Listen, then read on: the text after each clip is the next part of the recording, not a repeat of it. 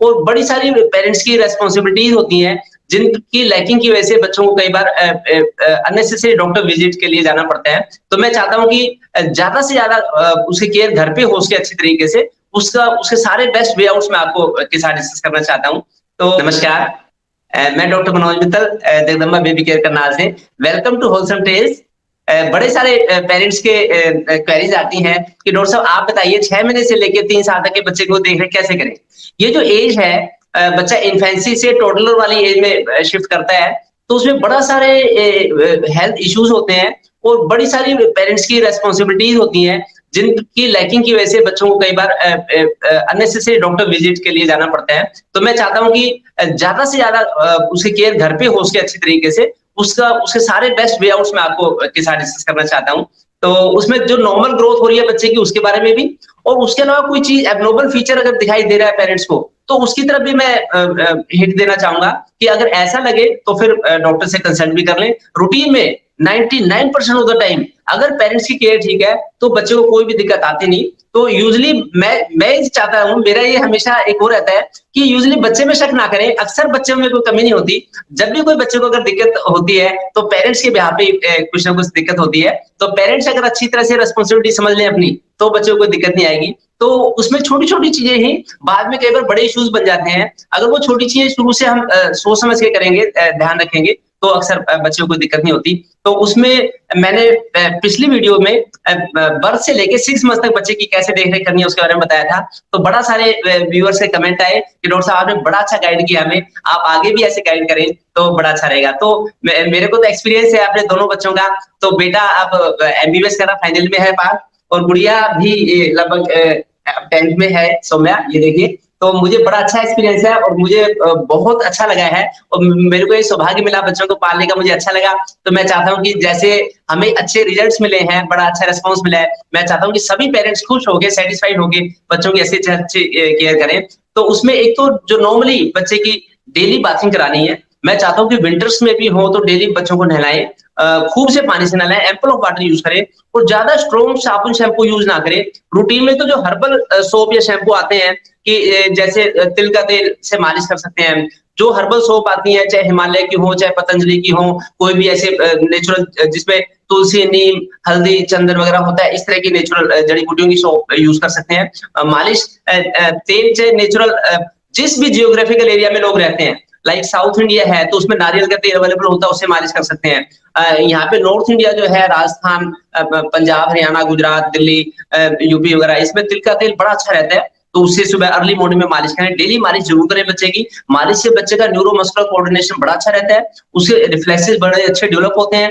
वो नेचर के चेंज को, लाइक सीजनल चेंज हो रहा है, उसको बड़ी अच्छी तरह से बियर कर सकता है। जो कहते हैं कि बच्चे को एक्जिमा हो गया, बचपन से एक्जिमा है, या बच्चे को स्किन डिसीज बड़ी सेंसिटिव है स्किन, ये अर्ली जो स्टेजेस हैं, जो पहले 1, 2, 3 साल है, इसमें मालिश की कमी से ऐसा होता है। जब हम बच्चे को ज्यादा ही हमेशा पैक करके रखते हैं, रैप करके रखते हैं, तो जो स्किन में जो 2 ग्लैंड्स हैं, एक स्वेट ग्लैंड्स होती हैं, एक सीबेसियस ग्लैंड्स होती हैं, एक पसीने की ग्रंथियां, एक तेल की ग्रंथियां।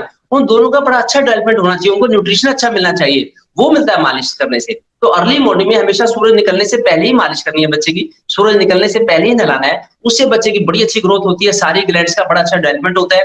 ये इंटरनल ऑर्गन्स की भी का भी लुब्रिकेशन करती है, उनकी ग्रीसिंग करती है जो मालिश है, उससे बोन्स का भी अच्छा डेवलपमेंट होता है, और मसल्स का भी, और अंदर की ग्लैंड्स का भी। इवन जो हमारी जो प्रीशियस ग्लैंड्स है, हार्मोनल ग्लैंड्स है, थायराइड है, पेनक्रियास है, पिट्यूटरी है, इनका भी अच्छी ग्रोथ होती है। क्योंकि अगर हम अच्छी तरह से मालिश करेंगे विद एम्पल ऑफ ऑयल, खूब सा तेल लेके अगर काफी देर तक मालिश करेंगे, तो मालिश का वो तेल हमें बच्चे की पोटी में दिखाई देता है, हमें बच्चे की शुशु में दिखाई देता है, जो कि अंदर फ्री रेडिकल्स हैं, डिपॉजिट है, टॉक्सिन्स है डिपॉजिट, उनको साथ में लेके क्लींजिंग करके और वॉश आउट करता है। उससे अंदर की जो ग्लैंड्स है, हमारी हार्मोनल ग्लैंड्स, उनकी भी अच्छी वॉशिंग होती है, क्लींजिंग होती है, उनको ब्लड सर्कुलेशन, ब्लड फ्लो उनका अच्छा होता है, डिटॉक्सिफाई होती है, बॉडी को, पूरी बॉडी को डिटॉक्सिफाई करने का काम करती है। उधर से ब्रेन का भी डेवलपमेंट अच्छा होता है। तो मालिश जरूर करें, पहले मालिश करनी है बच्चे की, फिर नहलाना है।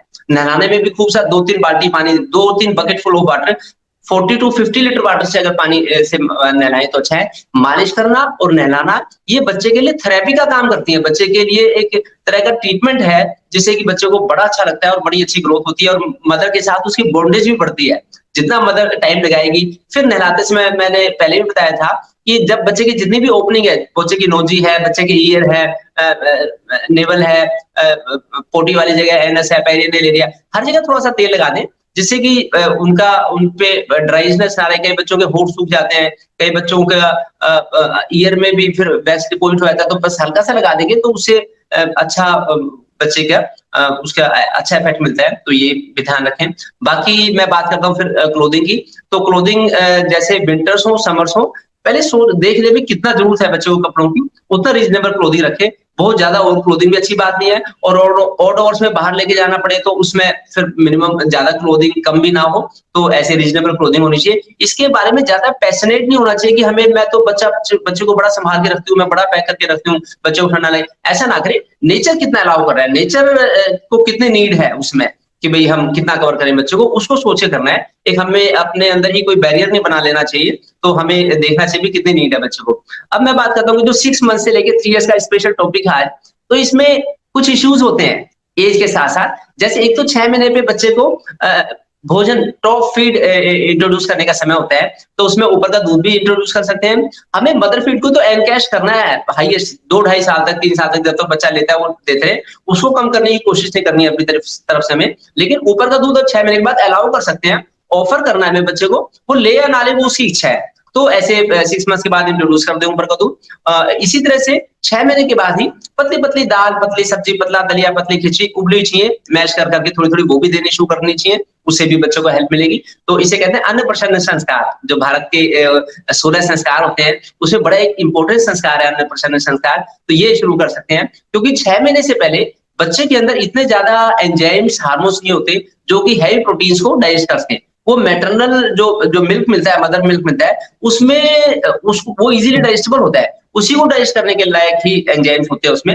अगर उसे पहले हम ऊपर से टॉप फीड इंट्रोड्यूस करेंगे या कोई चीज मजबूरी में देनी पड़ती है, तो यूजुअली बच्चे का इम्यूनोलॉजिकली बच्चे और रिएक्टिव हो जाते हैं। फिर जरा सी बात में सेंसिटिव की स्किन सेंसिटिव हो गई, जल्दी से उसे कफ एंड कोल्ड हो गए, जल्दी से उसे डायरिया की शिकायत हो गई, ऐसा भी होने के चांस रहते हैं। तो इसलिए कोशिश करनी चाहिए कि अगर 6 महीने से पहले मदर को लगता है कि मेरे अंदर दूध इनसफिशिएंट है, तो मदर मेडिसिन ले ले और अपना खाना पीना अच्छा रखे। और फिर जो वर्किंग मदर्स है कोशिश करेंगे 6 महीने की लीव विदाउट पे ले लें बेशक, लेकिन समय जितना हम देंगे, बच्चे की फाउंडेशन जितनी स्ट्रांग रहेगी उतना अच्छा रहेगा। तो ये था इशू। तो अब 6 मंथ्स पे ही जैसे भोजन इंट्रोड्यूस करें, जब इंट्रोड्यूस करें तो मेरी ये हमेशा टॉप प्रायोरिटी रहती है कि बच्चे को कोई भी प्रोसेस्ड फूड ना दें, जिसकी सेमी प्रोसेसिंग की गई है या जिसकी फुली प्रोसेस्ड है, ऐसा खाना ना दें। कई पेरेंट्स कहते हैं कि डॉक्टर साहब हमने तो घर पे ही सेरेलैक बना लिया है, तो मैं इस चीज को अलाउ नहीं करता, क्योंकि मेरा बड़ा अच्छा एक्सपीरियंस है। हमने बच्चों को हमेशा नेचुरल चीजें ही दी है। जो बेटा है मेरा, जैसे 23 इयर्स का हो गया, ये 23 इयर्स का एमबीबीएस कर रहा, फाइनल ईयर है इसका, तो कभी किसी एक बर्थडे पे भी आज तक हम बाजार की चीज हमने लाके नहीं दी। बर्थडे पे भी हमने घर पे ही खाना नेचुरल बनाया है, कभी हमने कोई सेरेलैक नहीं दिया, कभी बिस्किट नहीं दिया इन बच्चों को। जो गुड़िया है वो भी अपने 10th में आ गई है, तो उसको भी हम बाहर की चीज देते हैं उन्हें, केवल जो घर का बना हुआ फ्रेश फूड है।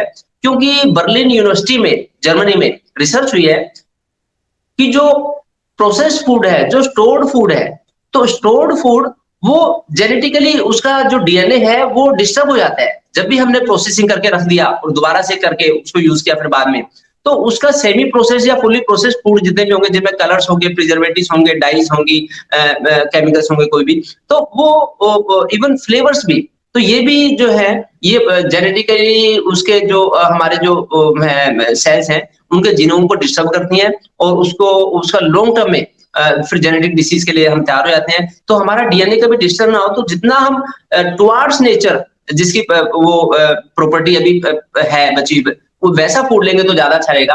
तो मैं नहीं चाहता कि भी कोई भी प्रोसेस्ड फूड दें, कि जो घर में आप खाना खाते हैं, जो जैसे घर में हमने गेहूँ पिसवाई है, आटा ले आए हम, इसी तरह से दलिया भी बेशक पिसवा लें घर पे और बस उसी समय फ्रेश दलिया बना के दे दें। जो आधा कुक किया हुआ दलिया मार्केट में मिलता है, वो मेरे को बिल्कुल पसंद नहीं आता।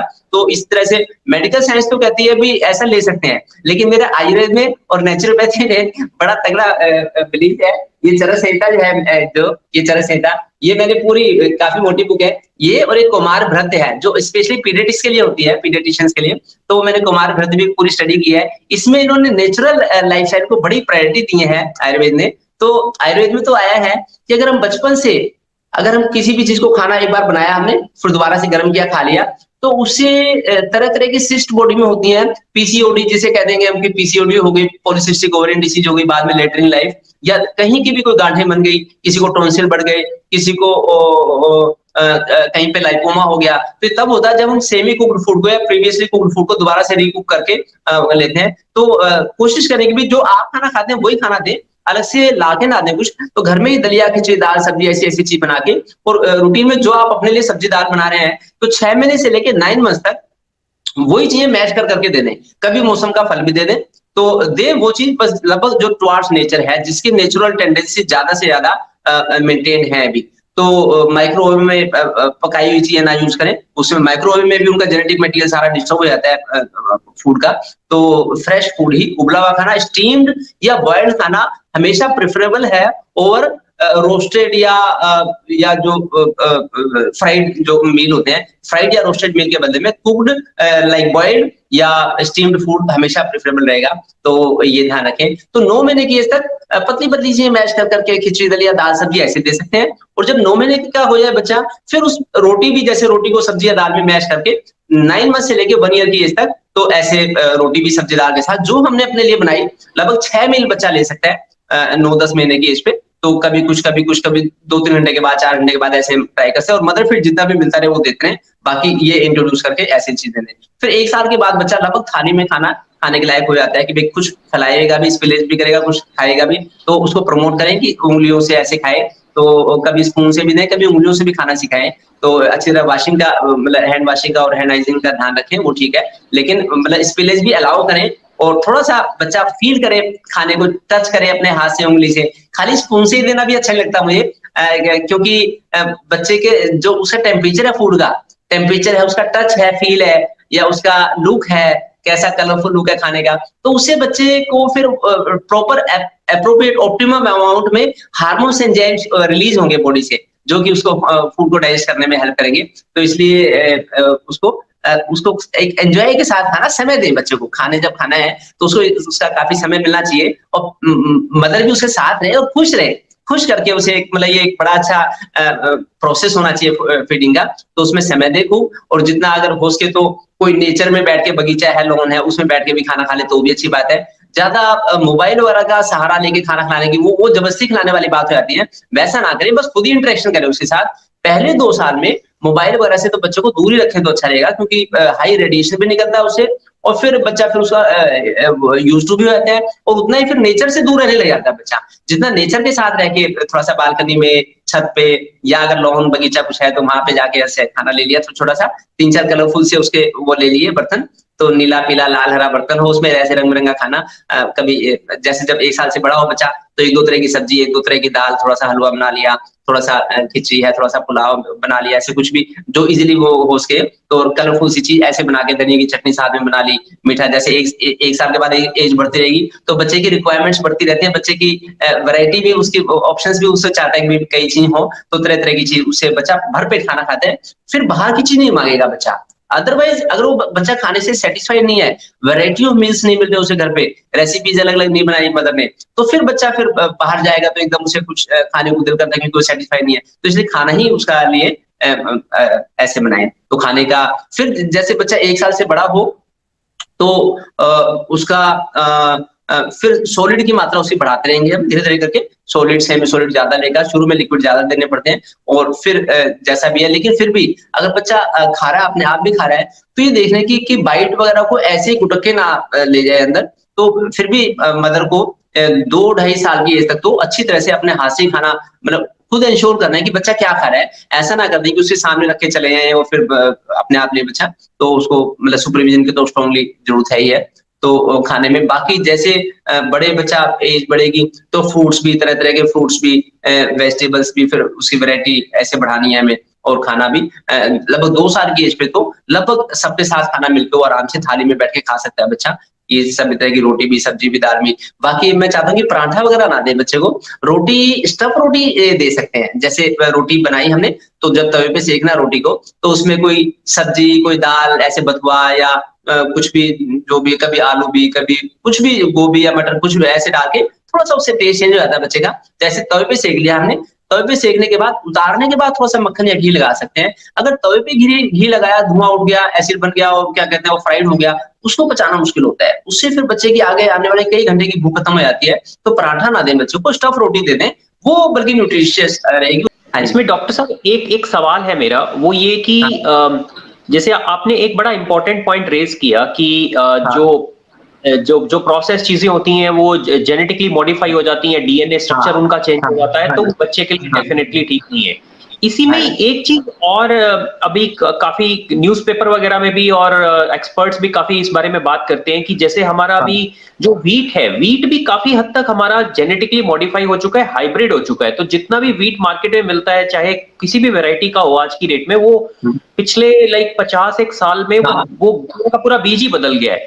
तो हाँ, पूरे जैसे दो बच्चों और एक चीज जो बहुत कॉमन है, खासकर इधर नॉर्थ इंडिया में तो वो शायद बहुत ज्यादा कॉमन है, वो है कि बच्चों को सूजी का हलवा बहुत ज्यादा खिलाते हैं पेरेंट्स। हाँ, हाँ, तो हाँ, मैं बताने वाला था। हाँ, इसके बारे में मैं आपकी राय जानना चाहूंगा कि इस तरह का हाइब्रिड व्हीट और बच्चे को अगर हम दिन में भी अच्छी क्वांटिटी अगर बाई चांस ऐसी जा रही है जिसमें रोटी वगैरह दे दी, हाँ, सब्जी दाल हाँ, के साथ, या सूजी वगैरह दे दी या दलिया दे दिया, तो ज्यादातर व्हीट ही जा रहा है। तो इसके बारे में थोड़ा हाँ। मिलेट देखिए जहाँ तक खाने की बात है, तो बच्चों को लगभग हम वही देंगे जो हम खाते हैं। जब गेहूँ पिसवाते हैं हम, तो गेहूँ के साथ-साथ अगर थोड़ा-सा ज्वार, बाजरा, मक्का, मकई, जौ, गुरजई, ओट्स जिसे कहते हैं, ऐसे तरह-तरह की चीज़ डाल के मल्टी ग्रेन वो फ्लोर यूज़ करें तो अच्छा रहेगा। मिलेट्स भी हों उसमें, क्योंकि मिलेट्स बड़े कीमती होते हैं, जो पिछले 200 सालों से एग्रीकल्चर हो रही है।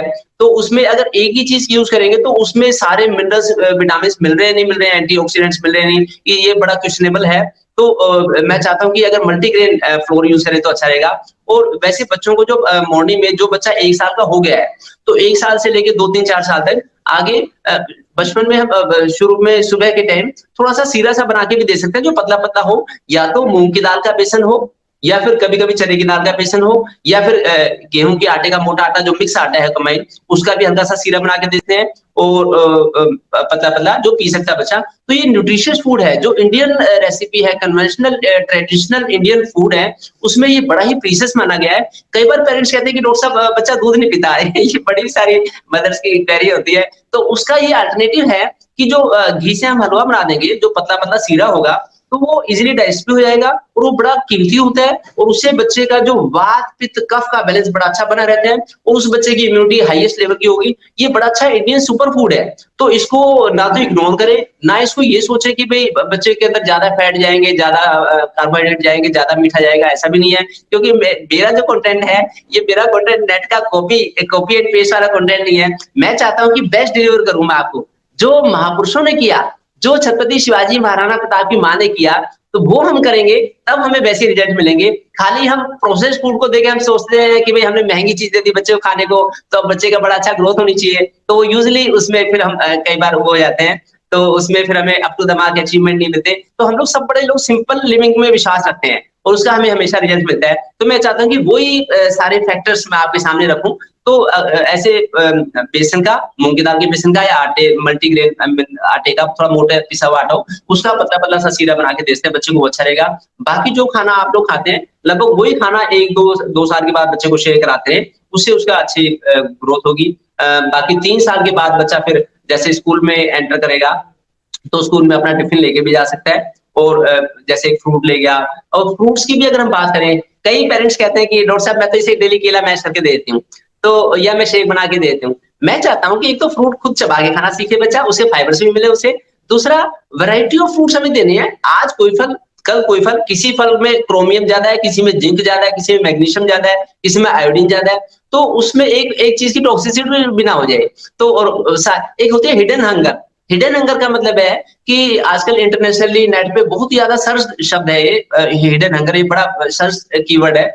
तो उसमें होता है कि भाई अगर बच्चे की मोनोटोनस डाइट है कि डेली हम एक ही चीज बना के दे रहे हैं या एक ही तरह का फूड दे रहे हैं, तो कुछ मिनरल्स की उसके अंदर कमी हो जाती है, और वो जो मिनरल्स की कमी है वो उसका प्रॉपर ग्रोथ नहीं होने देती, प्रॉपर उसका अप टू द मार्क हमें फिर डिजायर्ड लेवल तक ऑप्टिमम में रिजल्ट नहीं मिल पाता।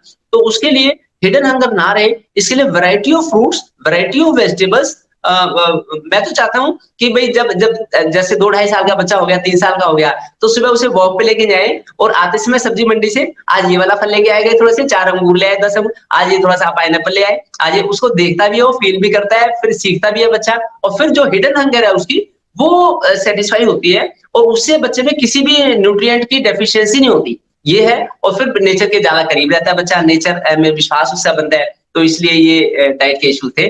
बाकी फिर भी जो डाइट के बारे में क्वेरीज हो बर्थ से लेके 3 इयर्स तक, मैं चाहता हूँ कि पेरेंट्स खुल के क्वेरी रखें, जिससे कि मैं उनका आंसर दे सकूं।